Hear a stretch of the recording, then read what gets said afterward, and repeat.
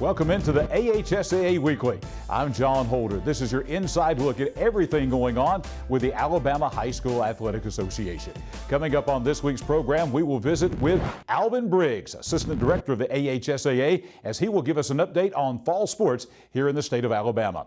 Also, we will meet the Class 4A Making a Difference Award winner for 2020 in Alabama, Joseph Clements of West Blocton High School. The Central Board spotlight this week will shine on District 5 Representative Kim Kiel from Pelham City Schools and Pelham High School. Also coming up, we have our AHSAA Game of the Week. We will preview that with the head coaches of both teams, Randolph County High School's Pat Prestridge and also Fayetteville High School head football coach John Limbaugh. And also coming up, we will have David Holzford's highlights from around the state of Alabama in fall sports. All of that and more on this week's edition of the AHSAA Weekly. Home making you sick? Ox Foundation Solutions can remedy any mold or mildew problem in your home. Get a free estimate from Ox Foundations. It's time to get strong. oxstrong.com. Back on the AHSAA Weekly, time now to meet the Class 4A Making a Difference Award winner for 2020 in the state of Alabama, assistant football coach at West Blocton High School. Here's Joseph Clements. Well, I think as far as making an impact on people, it's not something that I go out and try to do every day. I think that's something that we have and we try to emulate the best person we could be for these young men and women that don't have that at home. And I believe that's our job to do that. And doing that is so pleasurable, and it's very beneficial. I feel like, being in the responsibility that I have as a teacher and coach, that it's detrimental that we absolutely try to inspire young men and women to be better than what they were. When I had an accident, it was on April 7th, 2012, and we had just come back from a Georgia Tech clinic, and I was headed to the Galleria with my friend to meet my friend to get my girlfriend a little anniversary present. And we'd only been together for 3 or 4 months, 3 months. And I was driving along, I was talking to her, kind of telling her I was gonna get her a surprise and whatnot. And then my back rear tire, I heard a loud bang, loud pop. And when that happened, being distracted on the phone, I hit the brakes. And when I hit the brakes, my truck rolled over. And at that time, I was about 340 pounds, and I was in a very small vehicle, very small truck. And how I got out, I don't know. Good Lord, he pulled me out. That's the only thing I could think of, and that's the only thing they knew. Well, at first I cried, but I kept the mindset of when they told me that I would never walk again, I kept the mindset of, I'm gonna walk out of this hospital. I was in the hospital for a little over 4 months in ICU. I had respiratory problems. My lungs could not support themselves, so I was on a respirator for a while. And without the ability to talk, it was tough. But I remember writing down, I'll walk out. Yeah, so after my accident, I returned to coaching that fall. I wrecked in the spring, and I was able to return that fall for the season. Now, I wasn't doing a whole lot of coaching as much as I was doing the year before. Obviously, I was limited. I was still coaching with the junior high, and when junior high practice was over with, I would continue with the varsity. I was in a wheelchair, and it was rather tough. And we have a great booster club. They went and bought me a electrical wheelchair to get it a little easier on the field. I hated it. Because it was just, I wanted to do everything. However, that same year we was playing Bibb County, our rival, and they had a good team. They had a great team, and we had a good team for what we had, and we had a great quarterback, a great fullback, and I felt like it was time to show them what I've been doing. And I was always, in high school, I was always that leader who would speak out and let people know how I felt. I'm very emotional. And so that evening, we was in the locker room, and I had told Coach Fernetti, who was the head coach at the time, I said, Coach, I want to talk to the players. And when he gave me that opportunity, I told my mom, who was driving me around at the time, my mom and my girlfriend would swap up. I said, bring the walker. And when she brought the walker in, of course the kids, I guess, had an idea, but they didn't know. And none of the coaches knew I was going to do this. And I remember putting that walker in front of my wheelchair, and I told them beforehand, I said, boys, y'all been working all summer. Y'all been working all year for this.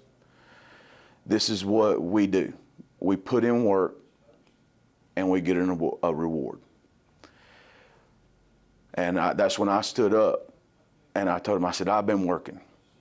I've been putting the work in, just like you have. And this is my reward. Go out there and get your reward. But it's not about the championships. It's not about winning all them games. It's about how can you affect one person. You know, the Bible says that as long as one person's saved, that's the glory in heaven will just be shining and raining, you know, just raining with glory. And that's how I feel when it comes to these kids, is not saving a kid, but just being around them and inspiring them to be a better person than what they are, just one person. And if we can do that, and if every coach can do that and just affect one person every day of their life, doing what they're doing by coaching, inspiring, motivating, giving kids a way out, you know, that's why I do what I do. Time now for our Central Board Spotlight. This week we are going to visit with District 5 Representative Kim Kiel. She is the principal and athletic director at Pelham High School and Pelham City Schools. Meet AHSAA Central Board member Kim Kiel, who became Pelham High School's principal during the summer of 2020. She spent more than 20 years at Pelham, honing her servant leadership style that's allowed her to transition from coaching to administration. You know, my managerial style is a very open style. I really love to get input from our folks because I want to serve them. It's important to me to find out the needs of our teachers, our students, and our community so that I can figure out a way to better serve them. So my servant leadership style is so very important to me. Ever since I've been a little girl, I wanted to help. I'm just a helper.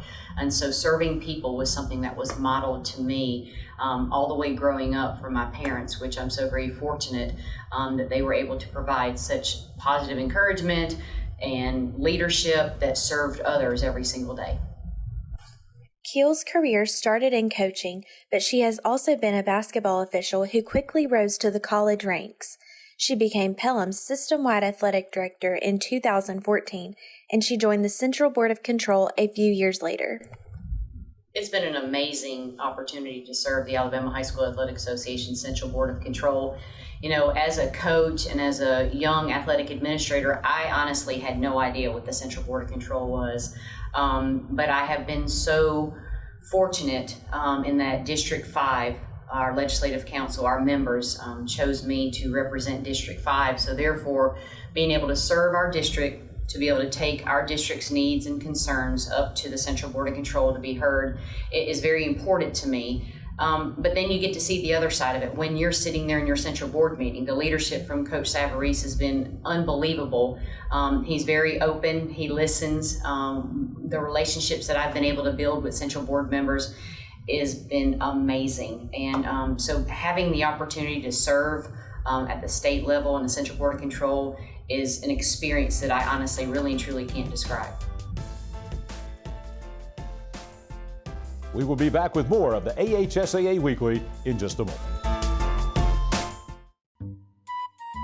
Things a little bumpy in your driveway? Ox Foundation Solutions has the expertise and the know-how to repair cracks, wet basements and crawl spaces, and uneven floors in your home. It's time to get strong. OxStrong.com. Welcome back into the AHSAA Weekly. Now we're going to speak with the head coach of the Randolph County Tigers. Our AHSAA TV Network WOTM Game of the Week this week is Randolph County playing at Fayetteville, a key Class 2A Region 4 encounter. Coach Prestridge, glad to have you with us here on the AHSAA Weekly. And I appreciate y'all having me. Coach, let's talk about this Thursday night encounter. Of course, you are having a great year once again. 5-0, ranked as the #1 team in the state in Class 2A. Tell us about the showdown with Fayetteville coming up on Thursday night. Well, you know, it's a different atmosphere for us because playing on Thursday, we're not used to playing on Thursday. We've been used to playing on Friday, but, you know, we got to go to Fayetteville, and, you know, they play a little bit different football when they're at home than they do away. But, you know, if we do what we're supposed to on the field, we'll be okay. Coach, over the last 6 years or so, you have been one of the most successful programs in any class in the state of Alabama. You've been bouncing back between 2A and 3A, moved down from 3A back to 2A this year, but the success remains the same. You've averaged double-digit wins over the last 6 years. What do you think's been the key to this great success you've had there at Randolph County? Well, that's no joke. You know, I mean, you got to have athletes. I mean, athletes is the #1 thing. We've been blessed over the last 6-7 years with great athletes in each class and big classes. But, you know, also, we had some outstanding coaches, too. Our coaches have stuck here, and we built something here. But, you know, it all comes down to players. I mean, we just been blessed, like I said, with players. Coach, as folks tune in across the state of Alabama to watch this game on Thursday night, who are some of the standout players on the 2020 Randolph County team that folks might need to be on the lookout for? Well, you know, our offensive line, we got everybody coming back from a year ago except for Nick Sims, but we got Joshua Holloway, Blake Wilson, Noah Turner, Austin Gosden, and Gage Mitchell. So, and then I got my tight end, 2 tight ends, Jake Moore and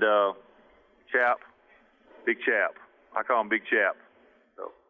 Coach, you have played in 3A in one of the toughest regions in the state of Alabama, in 2A through the years. The region you're in has always been very tough. Just tell us about the competitiveness of East Alabama football. Well, you know, years ago we used to be in Clay County and Liable, and we was in that storm, and then get thrown into 3A with a bigger storm too. So I think we just been in that tornado for a long period of time. So, but you know, I thought we did well moving up to 3A and competing in 3A, and then moving back down to 2A.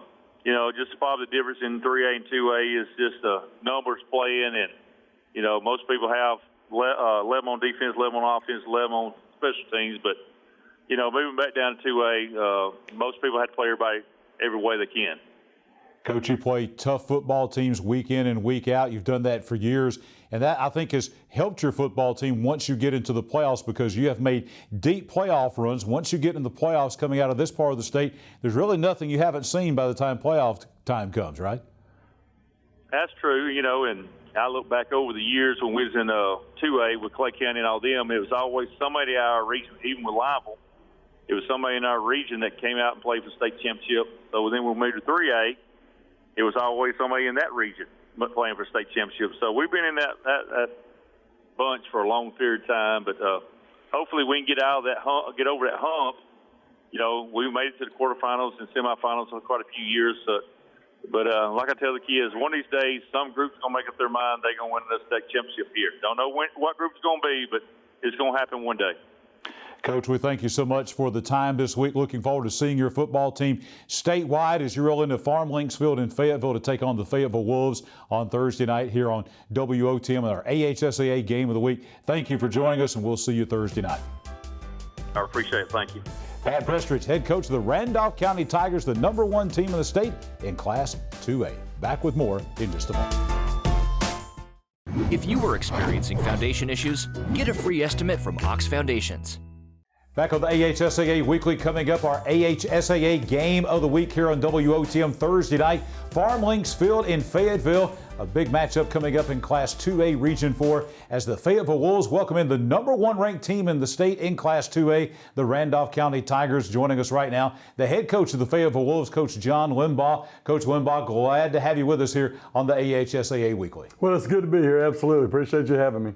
a chance to display your football team and your program to a statewide audience, and the #1 team in the state coming in as well. Tell us about the matchup coming up Thursday night. Well, we're excited about the opportunity, but these guys, they know how to play football. Randolph County's got a rich history of football. Coach is going to have those guys ready to play, of course. And but my guys are resilient. We played a couple of close games this year that could have gone out of the way. So we played a really good game against Lynette, I thought. Defensively, offensively, we picked it up a little bit since then. So I think it'll be a better matchup than most think, and I give the Wolves an opportunity to win this thing. Coach, last year you were 6-5, made the playoffs in Class 2A last year, looking to return to the playoffs this year. You're 2-3, coming off a win over Victory Christian. At the halfway point of the season, where do you see your team right now? Well, like I said, we were close, John, in a couple of games, and I see us as an opportunity to go to the playoffs. We've got to beat Comer. We need to beat Randolph County. We got Ramburn coming up. We got some games we've got to win. Lafayette's coming up. Everything's right there in front of us. So we're excited about the opportunity, and we want to go get those wins. But our guys have got to respect every rep. We got to control the football and control that clock. And that's who we are, and we got to be who we are. Who are some of the guys that our statewide viewers need to keep an eye out for coming up Thursday night? Well, keep an eye out on Camden Keaton. He's doing some great things for us, and he plays linebacker, running back for us. And keep your eyes on both the Richies. Blake Ritchie, who plays guard for us, he's an excellent football player. And also his brother, Brady Ritchie, who plays tailback for us. Keep your eyes on our quarterback, Pacey DeLoach. Pace is doing great things. We love him to death. Coach, it should be an exciting matchup. We thank you for spending some time here with us on WOTM, the AHSAA TV Network, and the AHSAA Weekly. We will see you and your football team coming up Thursday night, live statewide from Farm Links Field in Fayetteville. Absolutely. Looking forward to it. John Limbaugh, head coach of the Fayetteville Wolves, our guest here on the AHSAA Weekly. If you are experiencing foundation issues, get a free estimate from Ox Foundations. Welcome into the AHSAA Weekly. We're going to take you now to Montgomery to the Alabama High School Athletic Association offices. Assistant Director for the AHSAA, Alvin Briggs, is standing by. Alvin, glad to have you with us on this week's program. John, I'm happy to be here. How are you doing today? I am great, and I know you're doing great. You have to be excited. We're moving into the second half of the fall sports season, and I know you're excited about that. The schools out there, I take it, have done a great job with all the challenges they've been facing with the COVID-19 and so forth. I think you have to be really pleased with the restrictions and the response from the member schools around the state. John, I think our member schools have done a marvelous job with adapting, overcoming all the circumstances with the pandemic and all the other issues with being in school, being in virtual school, having half school, having this, having that. But the biggest thing is just for all our fall sports to be able to compete. That's the most amazing thing and the pleasant thing that's been exciting for our member schools. Is that the biggest takeaway from this season? You know, we went through the summer not even sure what was going to happen. Is that the big takeaway, just the ability to be able to compete and have games? You know, that is a big takeaway. When we had our fall sports task force getting ready for it, that's all our coaches and our schools wanted and our member schools wanted, was the ability to be able to participate this fall in some capacity. That was an overwhelming thing. And then the next thing was, you know, the ability to possibly have championships. And we're rolling along, and as you say, we're in the second half of the season. Volleyball is getting ready for area tournaments, and cross country is getting ready for section meets, and we're in the second half of the season for football, so we're gearing up to see who's going to be lining up to be in the regions and making that top four to get to the playoffs. It starts November the 6th in football. Speaking of state championships, all the playoffs that are coming in the different sports, as we try to crown state champions once again, tell us a little bit about how maybe the state championships, playoffs, things like that, how will those be maybe different this year? It's going to be a lot different. I mean, just as the season has gone with attendance, everything is going to be abnormal. As we stated earlier, our schools have adapted to those abnormal situations, and we're going to adapt to some more abnormal situations when it comes to our playoffs and our championships. And I think our schools have the ability to do that, and they will do that, because it's just about making sure that our student athletes have that chance to participate and enjoy and compete at the highest level. So it's going to be fun, and it's going to be a challenge, but we will do all the right things. They will do all the right things. Our communities will do all the right things, so we can all enjoy our state playoffs and get ready for our championships. As we move through the rest of the season and move into those state playoffs, what's maybe the number one message you would like to convey to athletes, coaches, administrators, even the fans of high school sports around the state of Alabama? You know, we just want our communities, our schools, our athletes, our coaches to finish strong. Let's all finish this the right way. Let's all maintain all the health guidelines that we've been following so far by our governor, by Dr. Harris, our state health director. Let's continue to follow those guidelines and finish strong, give all our students a chance to finish the year. Because, you know, last spring, our seniors in a lot of sports getting a chance to finish the year. Now these seniors this year have a chance to finish the year. So let's finish strong for those guys. Let's let them have an enjoyable rest of the fall season, and going into the championships, just finish strong. We just need to finish strong. Alvin, thank you so much for that message and for spending some time with us again this week on the AHSAA Weekly. Thank you, John. So glad to be here with you tonight. Alvin Briggs, Assistant Director of the Alabama High School Athletic Association, our guest with us on the AHSAA Weekly. Back in just a moment. If you are experiencing foundation issues, get a free estimate from Ox Foundations. Back on the AHSAA Weekly, time for David Holtzford's highlights from games around the state of Alabama. Thank David for putting these highlights together. We'll begin with the Carroll of Ozark and Enterprise. A lot of big plays here. Enterprise quarterback Quentin Hayes takes a snap, follows his blockers into the end zone for a touchdown. Hayes fakes an option in the second quarter, finds tight end White Darlington in the end zone for another TD. Later in the first half, Carroll's Brandon Robinson streaks 78 yards for a touchdown to pull the Eagles to within a touchdown. And Robinson again, he had a big night. He follows in the third quarter with an 80-yard touchdown run as he blows past the Enterprise defenders here. But Enterprise just too much, though, as they wind up winning the game 43-22. Next up, Hillcrest Evergreen at Carver of Birmingham. The Class 3A Jaguars score early when quarterback DeAndrea Mitchell finds DeJour McMillan with a quick pass and a quick touchdown. Trailing 7-0, Carver Birmingham quarterback Christopher Blunt runs up the middle between two defenders. You'll see that right here to find the end zone, and that tied the game up at 7-7. Visiting Hillcrest making that long trip up north would strike back with Mitchell again connecting. We'll see that here in just a moment with Andrea McMillan as he outlegs the Rams defense for another Jaguars TD on the way to a 27-14 Hillcrest Evergreen win over Carver Birmingham in Birmingham. Next up, we go north into northeast Alabama. Spring Garden and Hoax Bluff meeting for the first time. Plenty of big plays. The Eagles handed the Panthers a 42-28 setback. Hoax Bluff quarterback rolls out here on a play-action pass, finds fullback Hunter Burke for a 44-yard touchdown connection. Later in the first half, Spring Garden's Riley Kirk finds Cooper Austin for a touchdown to pull within one, 21-20 at the half.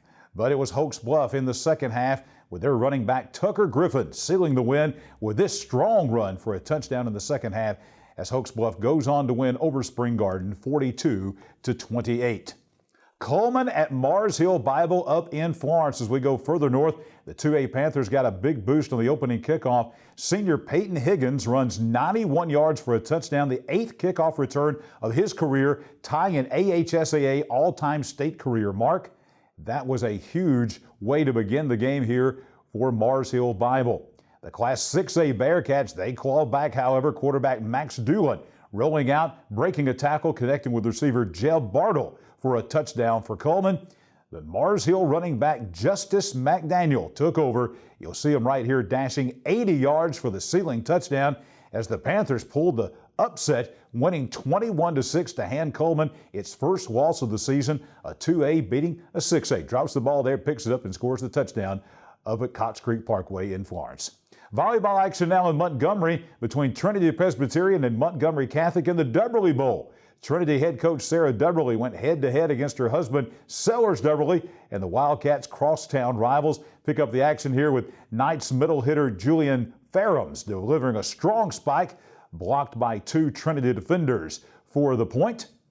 And then, of course, we've got Trinity's Emma Kate Smith. We'll see her coming up in just a moment, picking up the action with a strong hit. But this time, the Catholic defense rises to the occasion. Trinity pulls out the win 3-1. This is Hartselle and Russellville. At Russellville, running back Caleb Matthews scoring on this strong run for the Golden Tigers. Russellville then makes it 14-0 in the second quarter on this touchdown run.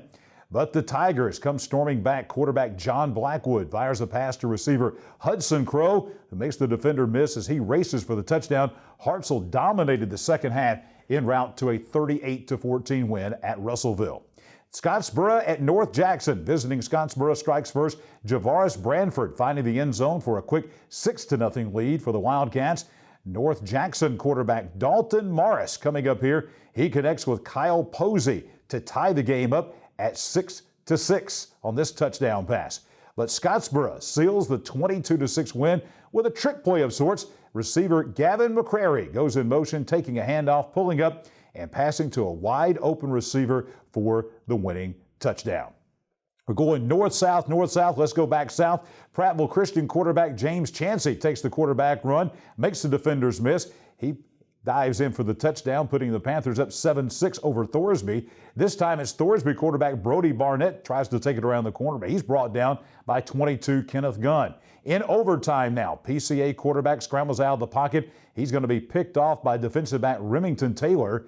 And now all Thorsby needs is a score to win it, and Brody Barnett hands it off to A.J. Smith, who takes it around the corner and just gets in the end zone for a walk-off touchdown as Thorsby wins over Prattville Christian 20-14 in overtime. Going further south now to Mobile, Powers, T.R. Miller, and UMS Wright.